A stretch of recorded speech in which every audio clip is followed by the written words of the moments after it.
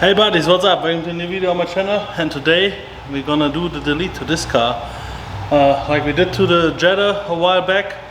Same deal with these cars. There are more and more Volkswagen Touaregs, Audi Q7, Porsche Cayennes coming in with that 3-liter TDI engine. They're all the same, and they want to, you know, lift the car, put a spare tire on the back and all that stuff, make it kind of like an off-road vehicle, because they are great off-road cars basically.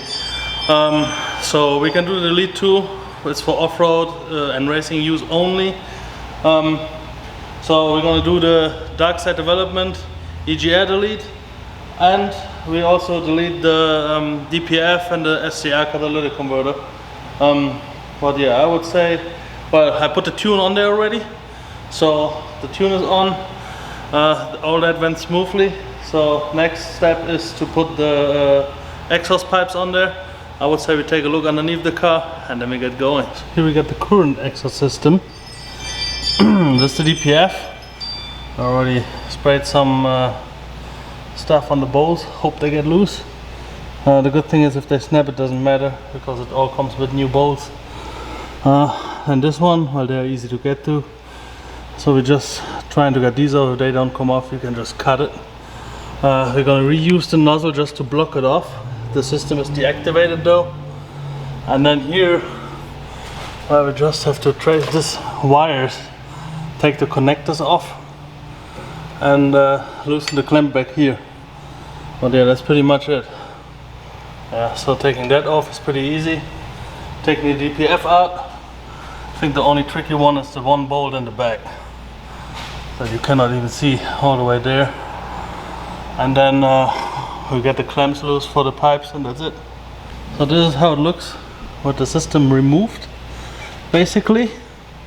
Can check the flex pipe. Flex pipe is still good. I cut the lines up there. Maybe I can pull them out at the top. I have to see it when I get to the pressure differential sensor. There was one sensor that has to be taken from the DPF over to the new exhaust, which is a temperature sensor. Well, I don't know if it has to be taken over. The thing is, I don't have a plug in the kit. I plugged it with a drain plug from a Volkswagen, which is going to seal it just fine. But yeah, just in case, I can still access this easily. Because if we have to get that sensor in, we have to get a new one, because it plugs in all the way over there. So basically it screws in here, and then the harness just runs behind this little heat shield and plugs in there. Yeah, we're gonna use that to plug off the exhaust. Then that one sensor was connected here. We're gonna grease the connectors so no moisture, nothing is going into the harness. Same for this one. Well, I cut the harness because I couldn't get the sensors out. Everything is rusted in the exhaust really bad. So I cut it off, put the wire behind, and unplugged the rear NOx sensor and greased it. So that is fine too. Okay, so that's the old SCR catalytic converter and DPF, and yeah, that's the sensor that doesn't want to come out. I tried heat and everything, but it didn't want to work. Here's the new exhaust system. Basically, this one is with a silencer.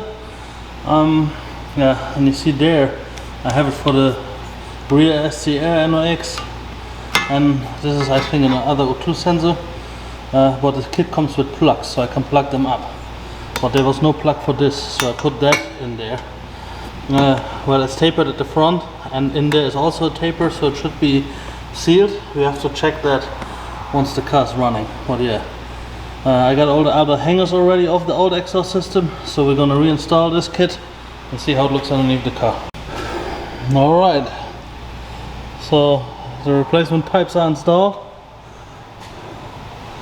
I just have to get the blind caps in here. I'll do that in a minute. But yeah, that's basically how it looks like. Got that on there, and like I said, I can replace that with a sensor if we need to. But yeah, but for right now, that's it from underneath. Next is the EGR delete, but before we do that, we basically gonna start the car and look in the error codes and see how the car reacts to having no DPF and SCR anymore. Alright, we're reading the fault codes right now. this is the important part.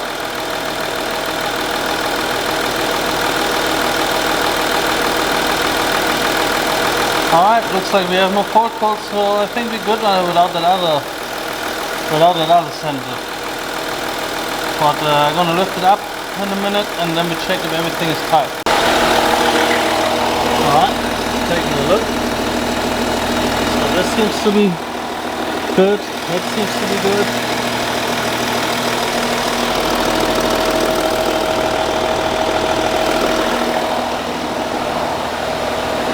Alright, we're all good, we're all tight. That's good.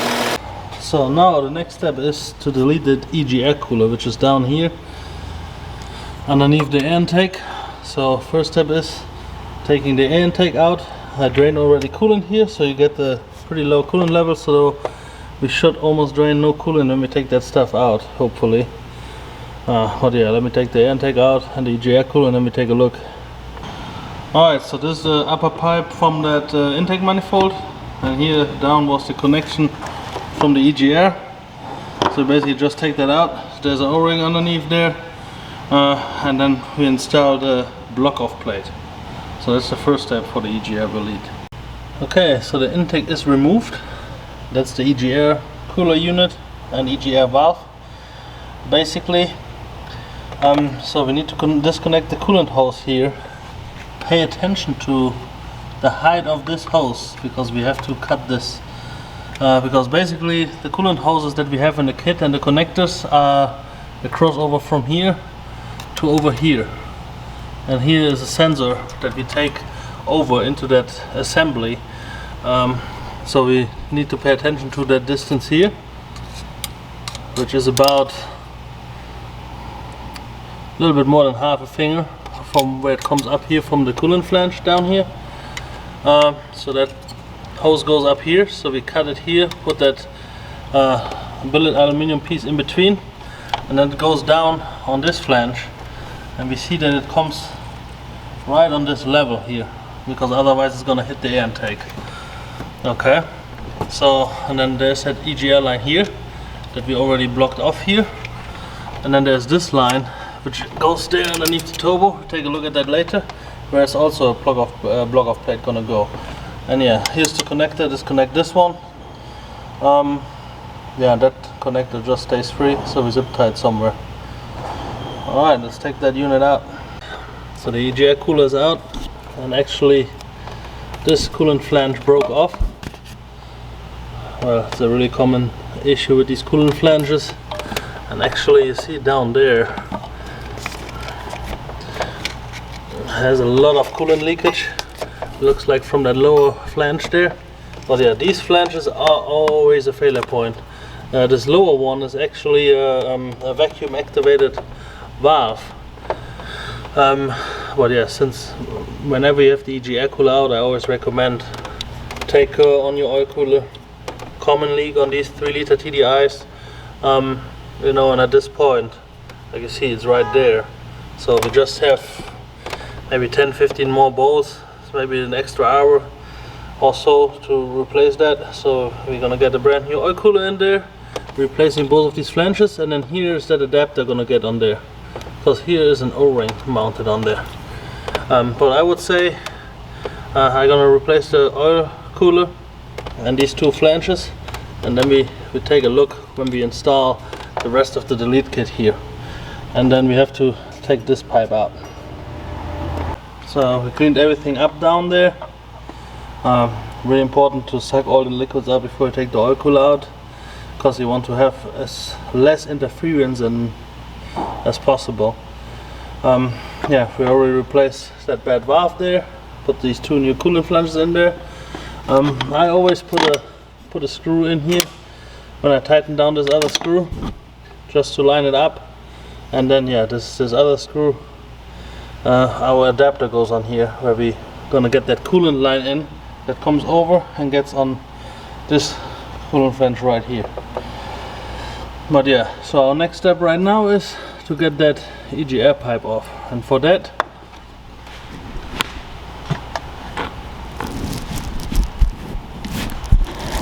it's a little bit hard to see, but here's the pipe there's a screw here, one is there. Get these screws out. They are T30s. I broke already 2 T30 bits trying to get these things off. Where we have to think a little bit different how to get these off, and then basically the block off plate with the new gasket goes on there. The pipe is removed. There you can see it. The block off plate is installed with the new gasket. Okay, and here is that adapter, so we're using the old screw basically that goes on here. Okay, and then the line is gonna get here over to here. We're gonna do that now. Alright, so that's all the pieces I cut off. So basically here, like I said, we are about the level of this. So we clear the air intake. We still have enough air there. So we're not touching anything. Here we got the adapter in here, the original sensor. Then we go on there. So I trimmed it here too at the bottom. And here to make it being in a good position. And I think this is how we're gonna finally set it up. Let me get the clamps on and then we take another look.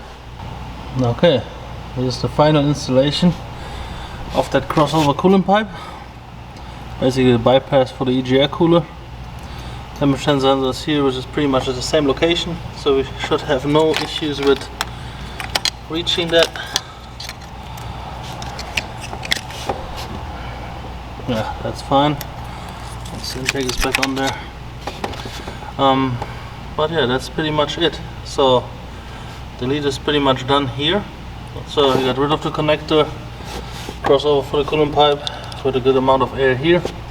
So it should clear the intake and the block off plate over there. So that's basically everything that the lead is pretty much for. Okay, and now what I'm gonna do is well, I have to replace this valve cover. So I'm gonna replace this valve cover, and after that we can get that coolant pipe back in here, that little one that goes above the intake. It's broken off in here, so I have to fish that out of there. And then the cooling system is complete, so we can basically vacuum fill it and pressure test it to make sure all this is good and we have no nasty leaks anymore down there. And once that is confirmed, I'm gonna put the intake back in. Alright, everything is back together. We're still doing a pressure check right now. That's how it looks down there. Yeah, this looks like it's stretched, but it's there's not much tension on there. Okay, it's barely clearing the intake, but all that is good. Only thing that I forgot about the lead, the last part is this one here. Has a blind cap that is in the kit to block that off. That's basically the vacuum port that goes on the top of the EGR cooler block. Well, yeah, that's pretty much it. Everything is back together. We're gonna check vacuum for 5 more minutes, and then we're gonna start it up and go for a test drive. Alright, I drove already 50-60 miles, checked everything. Everything is leak free, fault free. Perfect. So the lead is complete with that. And I would say we're gonna see this next time. Okay.